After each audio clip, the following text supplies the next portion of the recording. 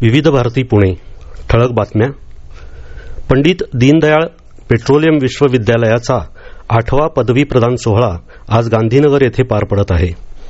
पंतप्रधान नरेंद्र मोदी यांनी दूरदृश्य प्रणालीद्वारे या सोहळ्याचे उद्घाटन केले असून ते विद्यार्थ्यांना संबोधित करत आहेत.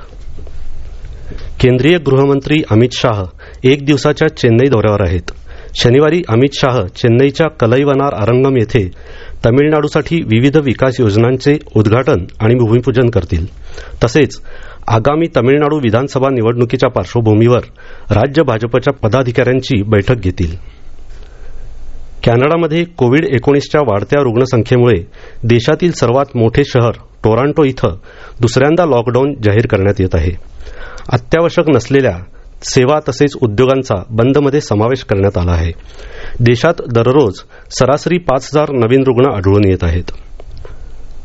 अमेरिकेचे अध्यक्ष डोनाल्ड ट्रम्प यांचे ज्येष्ठ चिरंजीव डोनाल्ड ट्रम्प ज्युनियर यांना कोविड-19ची लागण झाली आहे.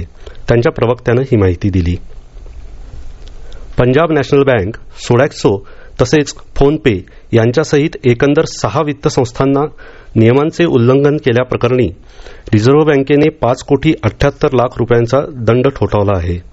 यातील पंजाब नॅशनल बँक वगळता उर्वरित 5 संस्था या प्रीपेड कार्ड उद्योगांमध्ये कार्यरत आहेत.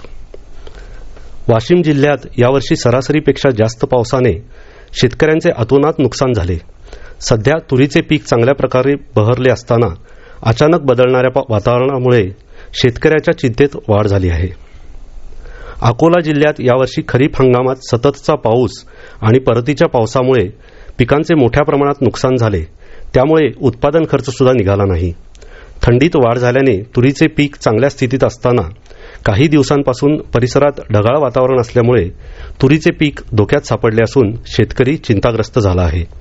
या होत्या आत्तापर्यंतच्या ठळक बातम्या. यानंतरच्या ठळक बातम्या उद्या सकाळी 8 वाजता.